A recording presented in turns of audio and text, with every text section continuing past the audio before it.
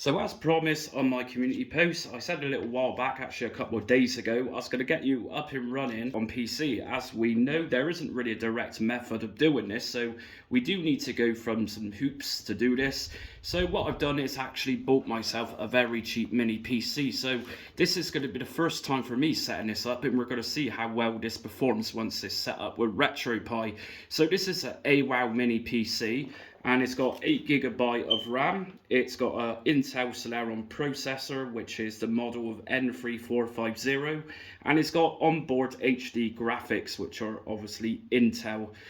So we got the memory, which is 8 GB of DDR4 RAM, and this particular model comes in two different storages, so 128 GB and 256 GB. It's also got Wi-Fi built in, and it's running Windows 10. This computer will not run Windows 11. The processor simply isn't strong enough, and we got lots of different connectivity ports on this thing. So I'm going to do a quick unboxing of this so you can see for yourself what this machine is like. These are around £100 to buy on eBay, and they seem pretty sufficient to do what I'm aiming to do in this video. So as we can see, we got two USB 3 ports at the front, we got a power button, we got a 3.5mm jack, and if we just turn it around on the side, we've got a TF port, which means you can put SD card, micro SD cards into this.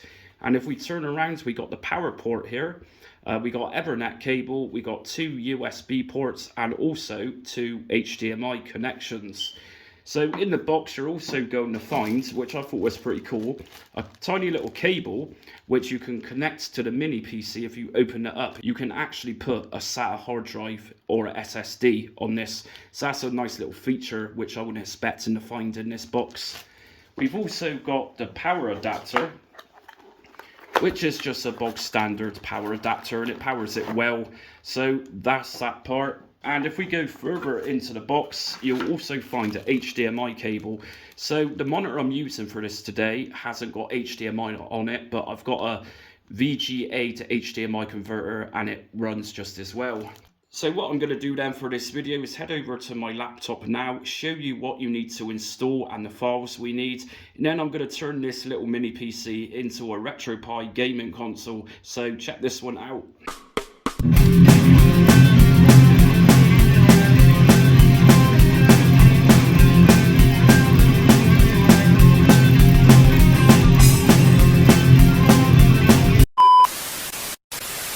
Okay then, so we're going to need to download Linux itself, and I'm going to leave a link in my description for this. So we need to download Ubuntu, and you've got two versions of this you can download. We got LTS, which is currently on 22.4.3, and it's giving you the hardware requirements here, and I match these hardware requirements with this little mini PC I'm using.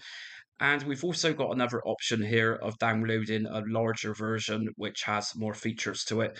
I'm going to just go for the LTS version of this in download. And the LTS version is just around 4.7 GB. So depending on your internet connection, it can be a quick process or a slow process. So while this one is downloading, we're going to need some software which is going to burn the image we're downloading, which is going to be an ISO image. We need to flash this onto a USB drive. So what we're going to do is just download Rufus. So I'm going to leave the link in my description too for this. And I'm going to go for the portable version of Rufus, which is currently 4.2p. So I'm downloading this one just here, which says portable, and just close out of this. And our download is now going to start. So whilst we're waiting for Linux to download, what we're going to do is just quickly set up Rufus. So you're going to download a .exe of this with a little security shield on it. Just double left click and just press yes if you get a little prompt come up. And do you want to allow Rufus check for application updates? I'm going to just put yes. And here we go. So this is the basic UI user interface that is for Rufus. And once our Linux image is finished downloading, I'm going to flash this one onto USB drive. So once our Ubuntu has downloaded, you should end up with an ISO image, as I got just here, 4.69 GB. Now, I've just connected a SanDisk 32 GB USB stick into this to flash it onto in order to get Retropie up and running on that mini PC. So nowadays you can't directly format your USB drives to FAT32. So I'm going to show you an alternative way of doing this. If we just type into search bar, disk management, and I just find FAT32 works better for this. And once we're in disk management, you can actually format it to FAT32 here. So this is my drive, drive D, new volume. If I just right click on here, format, and you can volume name this whatever you want, but it doesn't really matter. But I'm going to just put Retropie and file system, obviously FAT32, and perform a quick format, okay, and yes. And that's it. As you can see, that's now completely formatted and wiped that USB drive, and we got FAT32. So once we're in Rufus, you'll see that your USB drive will likely be automatically detected, like I've just got here, RetroPie 32GB. This is in FAT32, which I've just formatted. What we're going to do is leave the boot selection, the disk or ISO image. At the end here, just press on select, and my ISO image of Ubuntu is on the desktop. So just double left click on that one. Partition scheme we can leave to MBR, and that's it. So we just hit start, and right in ISO image mode, recommended to leave this one on, and just press OK and press yes again. And next final warning we get is it's going to destroy everything on the USB drive, so just press OK. And this might take a little while for this image to flash onto the USB device that you've got connected. But as you can see now, it's now popped up. That drive has now renamed itself to Ubuntu, and it's starting to copy the files over.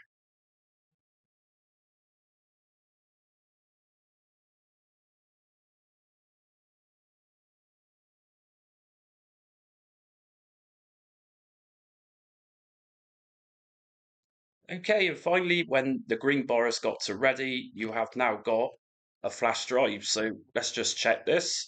And Ubuntu, and as we can see, we got lots of different folders on that USB drive.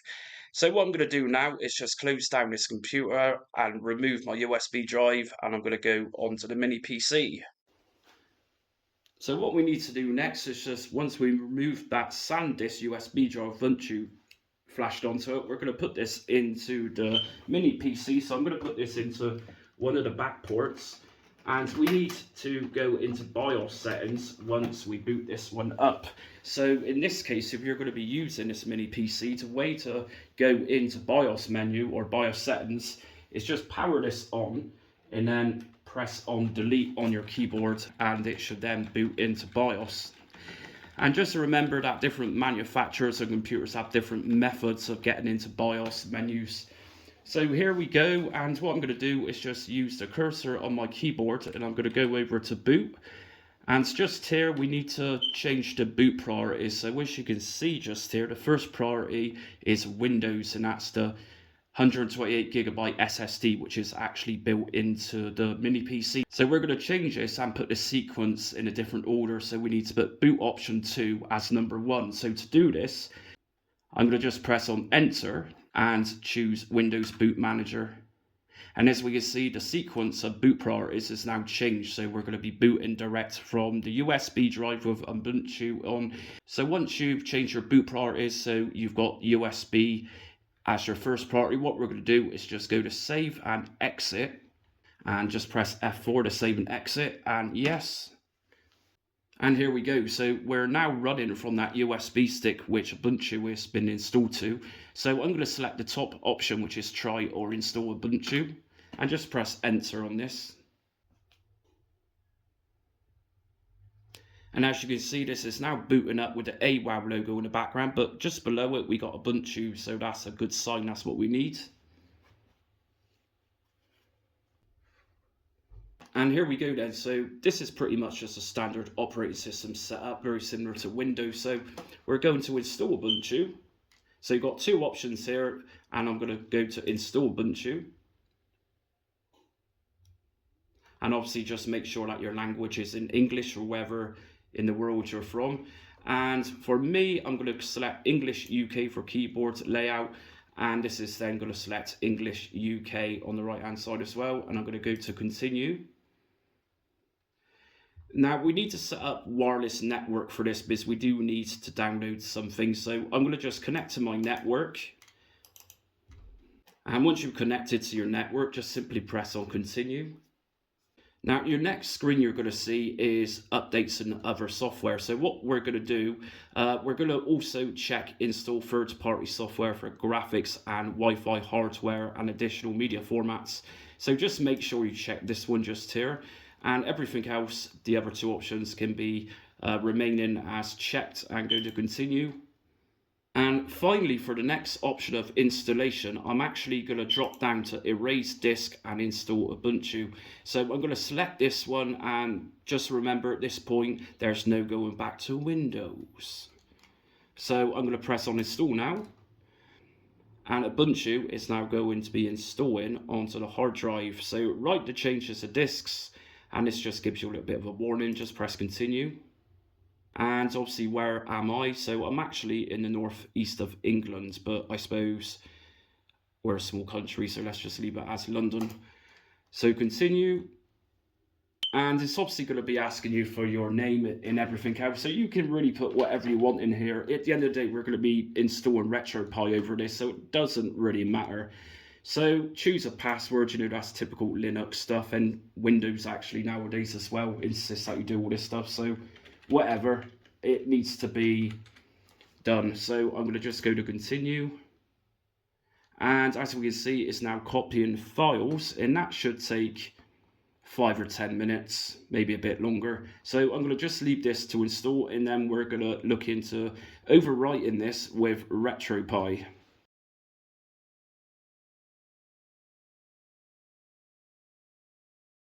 Okay, so once that installation is complete, it's going to ask you to restart your computer. So I'm going to just go to restart now, and this should then take us directly into Ubuntu rather than booting up in Windows 10.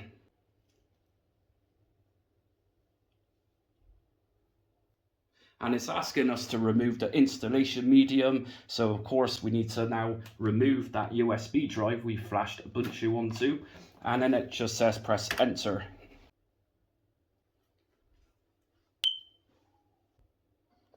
And just enter into Ubuntu and just click on your name, and of course just type in your passwords, which you would have entered just a minute ago.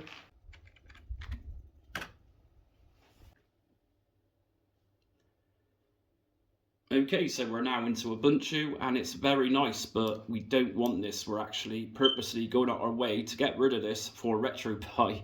So what we're going to do is just open up a terminal, and you can do this by pressing Ctrl, Alt and T on your keyboard, and that's going to bring us into a terminal, as you can see just there. So I'm going to expand this terminal just so it's a bit more visible, and the commands I'm going to put in here, the script rather, I'm actually going to put a link in my description so you can copy and paste it or do whatever you want with it. So some of this is going to be a bit lengthy, but we will get there. So first of all, after our terminal is open, what we're going to do is type in sudo, and just be mindful that you need to type in these scripts as accurate as possible. If you make one mistake, it's not going to work, so just be aware of that. So I'm typing in sudo apt update, and then two ands, sudo apt upgrade.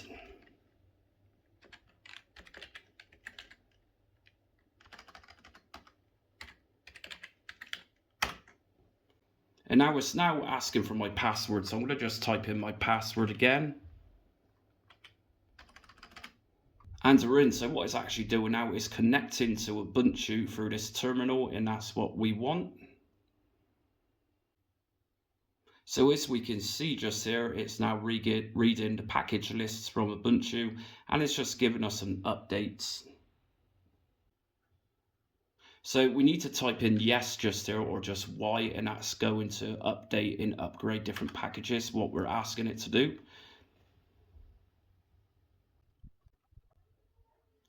And so once that's done, we're back to entering a new command, and this time I'm going to type in sudo apt install,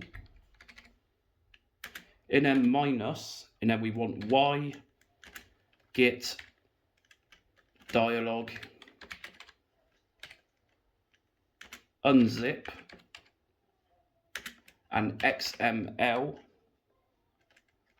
and Starlet. So like I said, these scripts, they're going to be in my description, so don't worry too much about that. So just let it do its thing again. It's just collecting some more data and it's installing packages for the Retropie setup. So once that's done, we're now going to download the latest Retropie setup script. So this one's going to be a long one, and fortunately for some of you, you can literally just copy and paste this from this link.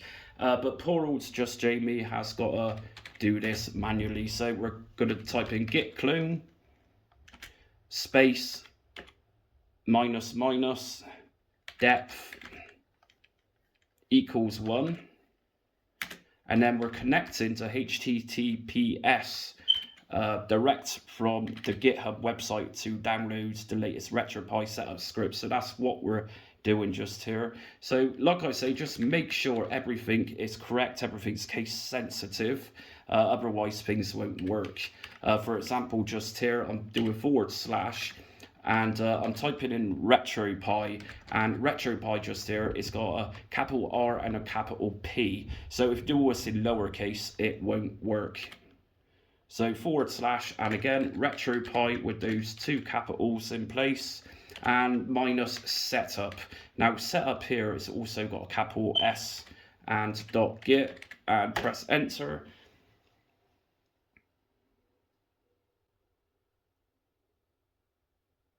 So once this is done, we're now going to enter the folder which has got the setup script, and we can access this by typing in cd retropie cd retropie and -setup. So we're inside of that folder right now, and what we're going to do next is just type in another bit of script, which is sudo space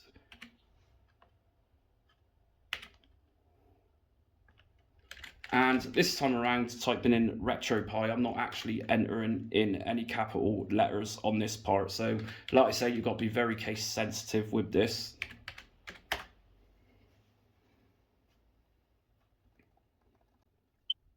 Okay, so we're officially into Retropie, and you might recognize this from setting this up on Raspberry Pi if you ever did. And I'm going to press OK on my keyboard. And from here, I'm going to just go to basic install.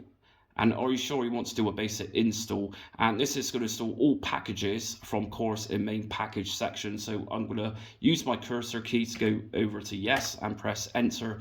And this might take a considerable amount of time just there. It's got a lot to download and install. So just be patient and wait for this.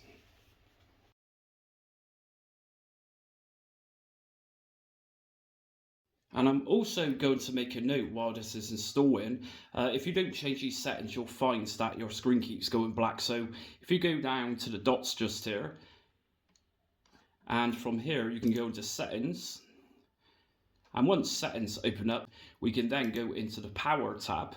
Just go to screen blank, and it will be set to around 5 minutes. So just put this one on to never, and that will disable the screen going black and having to log back in every 5 minutes. Okay, so once that's completely finished installing, you're going to come back to this window, which is the Retropie setup script. So what we can do before we actually go into Retropie, if you go to manage packages and go to manage optional packages, you can here download different cores for Retropie, and there's a lot here. So we got stuff from Amiga to ZX Spectrum, Rycast, which obviously supports Dreamcast, PPSS-PP. There's a lot here. If you're an Amiga fan, there's certainly a few different options here, such as UAE for O and UAE for ARM. And we got lots of different libretro retroarch cores, which are all optional, of course. Retropie as standard comes with a good wealth of different options for emulating your games. So that's all optional. And what I'm going to do is just use my cursor to go back. And I'm going to go back again using my cursor. And finally, we're going to just go to exit. And everything is now installed. And we can also close down this terminal. And what we're going to do next, we don't have any RetroPie, we got no icons. So to do this, all we're going to do is just navigate our cursor down to those dots. And at the top in the search bar, if you just type in RetroPie, there we go. So it comes up as RPie. I just right click on this icon and just left click on add to favorites. And as you can see, it's now appeared on the side. So let's open up RetroPie for the first time just by left clicking on RPie just here. And this is going to take us straight in.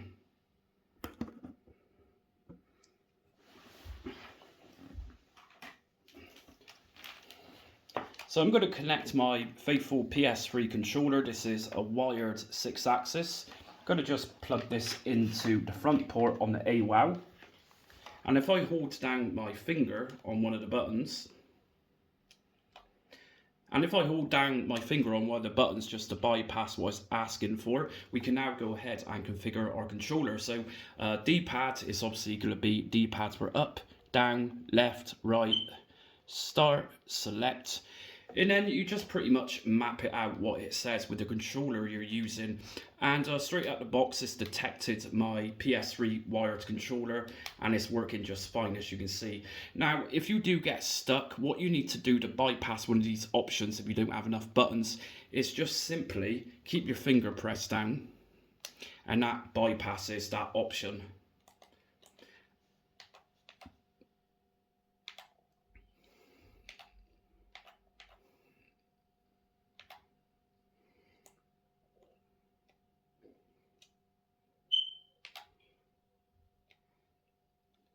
And very importantly, hotkey means the key or the button on your controller which you're going to press to exit games. I'm going to just press on my PS3. I'm going to just press on my PS button for this and just press OK.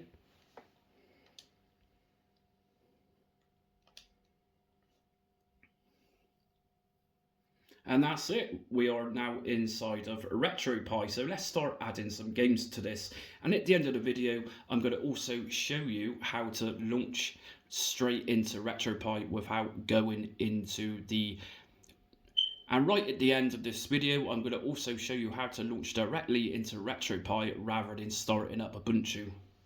So let's exit out of here. What I'm going to do first is just go to main menu. I'll press start for this and just go down to quit. Okay, so you're going to want to add some games. So to do this, I've just connected my USB drive into the mini PC and just click on that, and sometimes it's going to take a little while to initialize, but here we go. So I've got some games here and we're going to need to pop these into the RetroPie folder, and to get that, on the side of this operating system that we're using, we have files. If you left click on there, you'll see RetroPie. Left click into RetroPie and we got the ROMs folder. Now in my ROMs folder, I've already placed a Nintendo NES game inside, but I'm going to put a Dreamcast game in there. So just exit out of here, and here's our Dreamcast folder. So what I'm going to do is just literally right click on my Dreamcast game, copy, and right click in the ROMs Dreamcast folder on RetroPie and paste. And for Dreamcast, we're also going to need some BIOS files. So you've also got a BIOS folder on RetroPie, and the BIOS files are already inside, which I've done just a minute ago. So let's open up RetroPie and let's test out some games. So Dreamcast is already on here, and we've got 4-Wheel Thunder. So I'm going to boot this straight up, and this is default settings. So we're going to see how well this performs. So just bear in mind, I've got no sound on this, I've not got a speaker attached, but if the gameplay runs really well, then guaranteed the sound is going to be fine.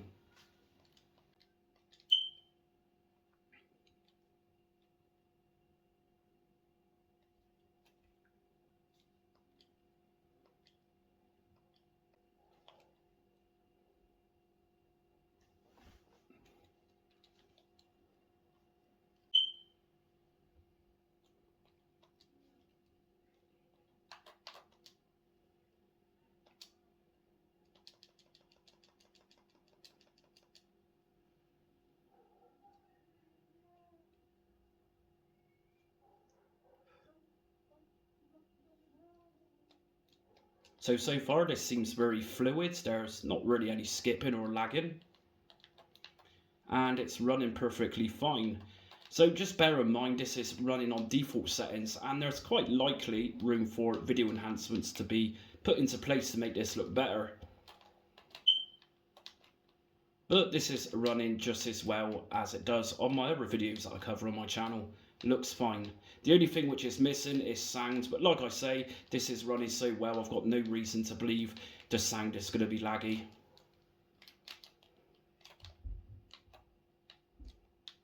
And to put this mini PC to the test, I've also included a particular N64 game which is sometimes really hard to emulate. This is GoldenEye 007, and I'm sure you would have heard of this game. And this is running by default with Mupen 64 Plus core.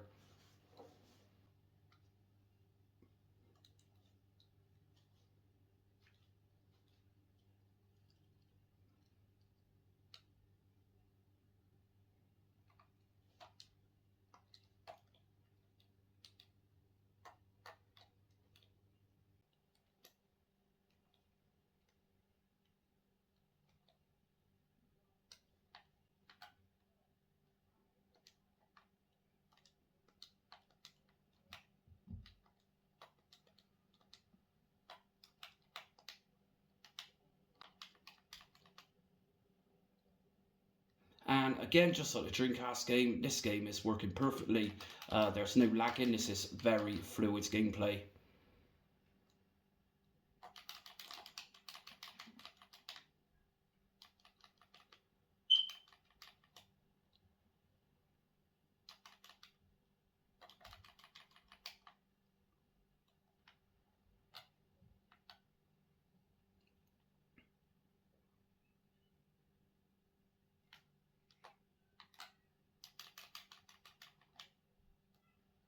And let's just do the test on the barrels.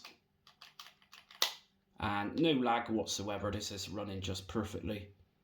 So my final impressions of if I'd recommend this little mini PC, I'd likely say yeah, I actually got this one fairly cheap, around £60 in the UK that is. But like I said at the start of the video, you can grab these on eBay for about £100. It's got a really good range of ports on it.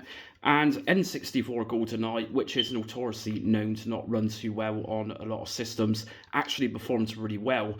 A Dreamcast game that I did run on it also ran really well. Unfortunately, when I was downloading the Dolphin GameCube emulator, it wouldn't download, and I tried this a couple of times and I actually looked into it, and it just seems to be a problem they're having today with that one. But like I said, that's not because of this computer, that's because of where I was downloading it from. So would I recommend it? Absolutely. If you can grab one of these for £50 to £60, you can do a lot with one of these. I'm also going to be doing setup guides for this particular system, running Celeron and doing some tests in the near future. And stay tuned, because I'm going to be doing a few setup guides for this awesome Raspberry Pi 400. But I'm going to be checking that out in a video coming very soon. So like I said, if you're new to my channel, hit notifications and also subscribe so you don't miss upcoming content for retro emulation. I'm always uploading. And also check me out on social media. I'm on Facebook, Twitter, Instagram and TikTok. But until next time, stay retro.